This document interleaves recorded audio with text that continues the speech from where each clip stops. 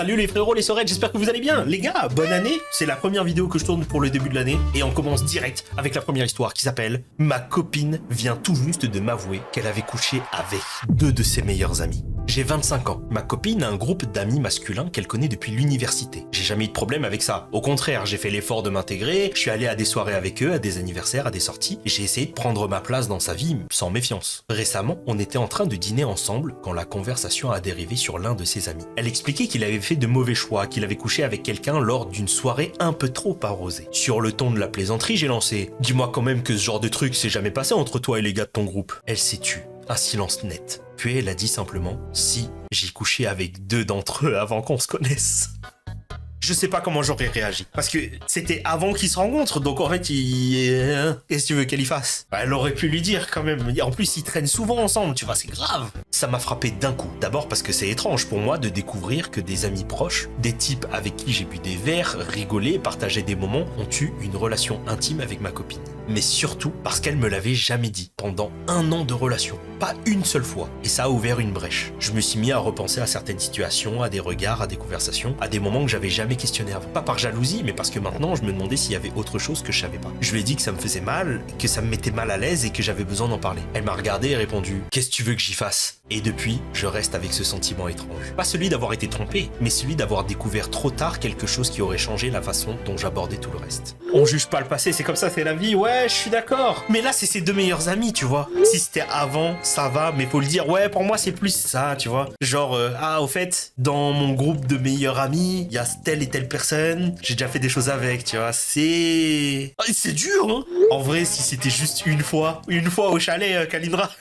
C'est sa vie, mais si tu croises les personnes, donne les dossiers. Ouais, voilà, c'est ça. Moi, c'est l'habitude que j'ai pris. Dès que je croise une de mes ex, je dis à ma meuf, elle, c'est une ex. Quand, je ne dirai pas le nom, mais il y a quelqu'un qui est arrivé dans ce chat-là, il est revenu dans le chat-là, j'ai dit à ma meuf, au fait, il y a mon ex qui est arrivé dans le chat-là, et elle a dit ok, tu vois, parce que je suis honnête. Non, c'est pas dur, c'est son passé, elle a fait des trucs avant lui, elle en fera sûrement après, mais ouais, si tu les croises souvent, autant leur dire, ouais, moi, c'est plus ça, le truc qu'elle les fait avant, c'est la vie, c'est comme ça. Quitte à les voir tous les jours et à devenir pote avec eux, dis-le. Les gars, sur YouTube, est-ce que pour vous c'est une vraie trahison ou est-ce qu'il exagère? Dites-moi en commentaire si vous êtes plus team, elle abuse, elle aurait dû lui dire avant, ou alors c'est pas son problème, c'est son passé. Dites-moi tout ça en commentaire et je vous raconte l'histoire suivante. Est-ce que je suis un connard d'être fâché contre ma femme pour avoir montré nos vidéos privées à ses copines? Ma femme et moi sommes ensemble depuis 7 ans, mariés depuis 2. Notre relation est solide et notre vie intime est active. Parmi nos habitudes, il y a le fait de nous filmer parfois. Rien de sophistiqué, hein, juste des vidéos prises sur le moment avec nos téléphones. On a un espace cloud partagé pour les regarder ensemble. Ou quand l'un de nous est en déplacement. Pourquoi pas? Ça a toujours été quelque chose de privé, évident pour moi. Ma femme a un groupe d'amis très proches. Elles font souvent des soirées entre filles chez nous. Quand c'est le cas, je descends jouer ou je sors. Elles boivent, elles parlent fort, j'entends pas fort leurs conversations. Elles parlent beaucoup de sexe. Au début, ça me mettait mal à l'aise, puis je m'y suis habitué. Que ma meuf parle de sexe avec ses copines alors que je suis à côté et que j'entends, je peux comprendre que le frérot il soit mal à l'aise. En fait, ça dépend ce qu'elle dit. Imaginez, elle dit « Oh putain, moi j'ai couché l'autre jour, mon mec il s'est endormi pendant, il a ronflé comme un bâtard. » Là ouais, c'est bizarre un peu. L'autre soir, j'ai entendu beaucoup de cris et d'applaudissements. Trop pour être ignoré. Je suis monté pour voir ce qui se passait. La télévision est allumée et sur l'écran, nos vidéos. C'est chelou, non? C'est comme si moi je montrais mes sextapes à mes potes. J'ai rien dit, je me suis retourné et je suis redescendu. Plus tard, quand il a fallu raccompagner certaines de ses amies, 2 d'entre elles m'ont lancé des sifflements. L'une m'a appelé un vrai étalon. Que penses-tu de étalon du cul? Elle ne m'avait jamais parlé comme ça. Ma femme les a fait taire immédiatement et est montée dans la voiture avec moi. Tout le trajet s'est fait dans des rires ivres. Je voulais en parler ce soir-là, mais elle était trop alcoolisée. On est rentré, elle a essayé de se rapprocher de moi, j'ai dit que j'étais fatigué. Le lendemain, sobre, je lui ai demandé pourquoi elle avait montré les vidéos. Elle a eu ce regard précis, celui de quelqu'un qui sait qu'il a dépassé une limite. Elle a dit que c'était pour s'amuser et qu'elle avait mentionné qu'on avait des vidéos et que ses amis avaient insisté et qu'elle avait cédé. Elle a ajouté qu'on n'avait jamais explicitement dit que c'était interdit de les montrer et que de toute façon, elle leur avait rien envoyé. Cette réponse m'a pas rassuré. Elle a essayé de se faire pardonner physiquement, j'ai refusé. Je suis sorti voir des amis et quand je suis rentré, je me suis installé sur le canapé et j'y dors depuis. Elle ne s'est excusée clairement qu'à partir du moment où j'ai quitté le lit. Et ce qui me reste en travers de la gorge, c'est que sa première réaction réaction n'a pas été de reconnaître ce que je ressentais, mais d'essayer de me séduire. Je ne pense pas que ce soit une situation qui mène au divorce, mais je me sens trahi. Même si on n'a jamais posé les mots, pour moi c'était implicite. Ces vidéos étaient à nous, un espace fermé et intime. Aujourd'hui, je me demande surtout si c'est moi qui exagère ou si cette frontière aurait dû être évidente pour nous deux. Chelou de montrer ce type de vidéo à des potes quand même. Bah ouais, de ouf. Beau spectacle, mon petit Rocco, viens nous faire notre fête. Oh, mais quelle chanceuse! Après, si les copines de ma meuf, elles me disent « Oh là là, elle est super chanceuse, t'es un sacré étalon », est-ce que je le prendrais mal? Que ses potes payent le visionnage comme au cinéma, mais voilà, go ouvrir un compte OF là. Le pire c'est qu'elles ont dit bel étalon, non mais bel étalon frère. Bon allez, je fais un effort. Non, en fait je me dis, imaginez ça avait été de l'autre côté tu vois. Il monte ses sextapes de lui et sa femme à ses potes. Je crois que ça aurait été encore plus bizarre. C'est intime, mais bien sûr que c'est intime. Non, moi je montre jamais ça. Déjà moi j'en ai pas. Mais genre pour elle c'est normal de montrer une vidéo où t'es en train de te faire poutrer à tes copines. Je suis pas une meuf, je sais pas ce qui se passe dans leur conversation, mais de ce que j'ai entendu, des fois ça peut partir hyper loin. Si c'est lui le connard, le monde est à l'envers, c'est clair. Ok, prochaine histoire. Est-ce que je suis un connard d'avoir rompu avec mon ex parce qu'elle m'a caché qu'elle avait des enfants? J'ai 19 ans, oh là, 19 ans en plus, oh là là. J'ai fréquenté une fille de mon âge pendant un peu plus de 2 mois. Appelons-la Samantha. C'est ma cousine qui nous a présentés. Lors d'une soirée, on a tout de suite accroché, le courant passait facilement. À aucun moment, ni ce soir-là, ni quand je lui ai proposé un rendez-vous, ni pendant toute la durée de notre relation, elle ou ma cousine n'ont mentionné qu'elle avait des enfants. Si je l'avais su dès le départ, je serais parti immédiatement. Pas parce que je déteste les enfants, c'est pas le cas. J'ai des neveux et des nièces que j'adore, mais je sais que je voudrais des enfants que plus tard. Pas maintenant, pas à 19 ans, c'est juste pas ce que je cherche. Les gars, qui peut lui en vouloir? 19 ans, normal. J'ai découvert la vérité par hasard. Je devais travailler ce jour-là, mais j'ai échangé mon service avec un collègue et je suis allé au centre commercial. Elle était là, avec 2 enfants. Quand elle m'a vu, son visage s'est complètement figé. 2 enfants! 2 enfants à 19 ans! Je juge pas. Mais elle n'y est pas allée de main morte. Sur le moment, j'ai rien compris. Je me suis dit qu'elle gardait peut-être des enfants pour quelqu'un. Puis un de ses petits s'est mis à pleurer en l'appelant « Maman ». C'est là que tout s'est mis en place. J'ai rien dit, je suis parti. J'ai pas répondu à ses messages ni à ses appels pendant un moment. Quand j'ai fini par décrocher, je lui ai demandé pourquoi elle m'avait rien dit. Elle a pleuré, elle a dit qu'elle m'aimait vraiment et qu'elle avait peur que je parte si je savais, qu'elle comptait me le dire plus tard. Elle a ajouté que le père des enfants venait de les abandonner. Je lui ai répondu que j'étais désolé mais que ça marcherait pas. Elle m'a demandé si c'était uniquement parce qu'elle avait des enfants. J'ai dit oui. Je lui ai souhaité le meilleur, puis je l'ai bloqué partout. Son numéro, les réseaux, tout. Peu après, ma cousine est venue chez moi furieuse. Elle m'a insulté, elle m'a traité de tous les noms. Elle criait que j'étais une ordure d'avoir quitté une mère célibataire, que Samantha était déprimée et que j'étais un monstre. Je n'ai même pas pu passer un mot, j'ai fini par lui fermer la porte au nez. Elle s'est mise à frapper, j'ai dit que j'allais appeler la police et elle est partie. Depuis, elle raconte à toute la famille et sur les réseaux, des gens viennent me voir. D'autres m'écrivent, tout le monde me tombe dessus. Tout le monde a un avis sur ce que j'aurais dû faire et maintenant je doute. Je me demande si refuser une relation basée sur un mensonge à 19 ans fait vraiment de moi quelqu'un de mauvais. C'est chaud en vrai de ouf, non? Les gars, elle a quel âge? Bah si elle a 2 enfants, après ça dépend, s'il a l'âge de parler, allez je vais dire 2-3 ans, je pense 15 ans. Et en attendant, il est où le daron? Il est parti chercher du lait, voilà.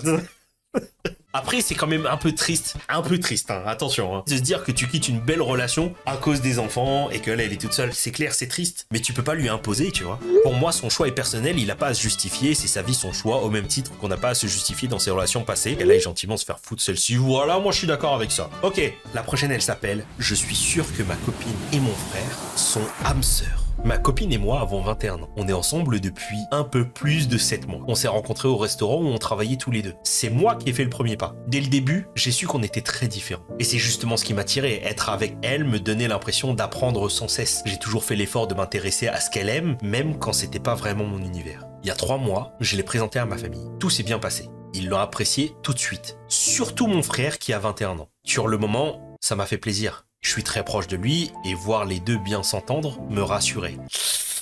Aïe aïe aïe aïe aïe aïe aïe. Avec le temps, j'ai commencé à remarquer quelque chose. Ils ont les mêmes goûts, films, livres, musique, sport, nourriture, tout. Des discussions qui coulent naturellement, sans effort, là où avec moi il y a parfois des silences, des ajustements. Au début elle était un peu hésitante, mais je l'ai encouragée à faire certaines activités seule avec lui. ok?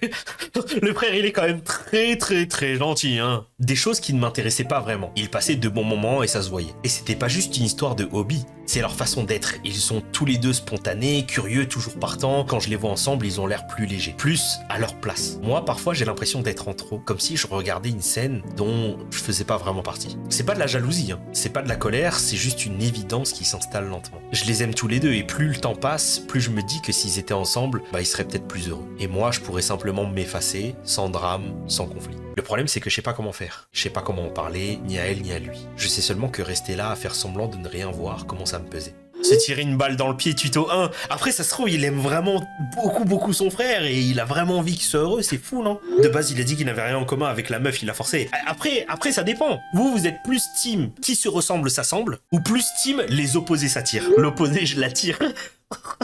Je vous ai pas tout raconté. Il y a une deuxième partie à l'histoire. Je refais le topo. Je sortais avec ma copine depuis plusieurs mois quand j'ai commencé à remarquer à quel point elle semblait naturellement plus connectée à mon frère qu'à moi. Même humour, même passion, même énergie, et peu à peu j'ai l'impression d'être celui qui n'était pas tout à fait à sa place. Pas par jalousie mais par doute. J'en étais arrivé à me demander si je devais pas m'effacer pour leur laisser l'espace d'être ensemble et heureux. Je suis quelqu'un de très honnête, parfois trop. Alors j'ai fait ce que je fais toujours, j'ai parlé. J'ai pas dit à ma copine que je pensais qu'elle et mon frère étaient faits l'un pour l'autre. J'ai pas mis de mots aussi lourds, mais je lui ai dit la vérité essentielle, que parfois j'avais l'impression qu'on n'arrivait pas à se rejoindre complètement parce qu'on était trop différents. Sa réponse m'a désarmé. Elle m'a dit qu'elle aimait justement ça, le fait que je sois différent, que je lui apporte quelque chose qu'elle n'a pas naturellement, que je la complète. Elle m'a dit que, de son côté, elle aimerait aussi faire un pas vers mon monde, s'intéresser davantage à ce que j'aime et à ce qui m'anime. Alors on a essayé. Depuis quelques mois, on fait des choses ensemble, parfois les miennes, parfois les siennes, sans calcul, sans pression, et ça fonctionne. Vraiment, je me sens bien avec elle. Elle me rend heureux, et j'essaie à mon tour de rendre sa vie un peu plus douce. J'ai aussi rencontré sa famille, des gens simples, chaleureux, je m'y suis senti à ma place, ce qui m'a surpris moi-même. On continue de voir mon frère ensemble, et ces moments sont bons aussi. Mais j'ai compris quelque chose d'important. Le problème n'a jamais vraiment été lui, c'était moi. Mon insécurité aurait pu se déclencher avec n'importe qui. Un ami, un collègue, toute personne avec qui elle aurait semblé avoir une connexion fluide. Mon frère était juste le miroir le plus évident. Et puis en y réfléchissant, c'est normal que j'aime être entouré de personnes qui ressemblent à mon frère. Ça veut pas dire que ma copine doit être une copie conforme, ça veut dire qu'elle s'intègre bien dans ma vie. J'ai aussi réalisé à quel point j'avais une vision réductrice de tout ça. Comme si une relation se résumait à des goûts communs, des playlists partagées, des hobbies alignés. Ma copine est bien plus que ça. Il y a chez elle des choses que personne d'autre n'a, des nuances, une présence, une façon d'être qui n'appartient qu'à elle. Aujourd'hui, je vois les choses plus clairement. Je suis reconnaissant de ne pas avoir laissé mes doutes saboter quelque chose de précieux. Merci à ceux qui m'ont aidé à prendre du recul.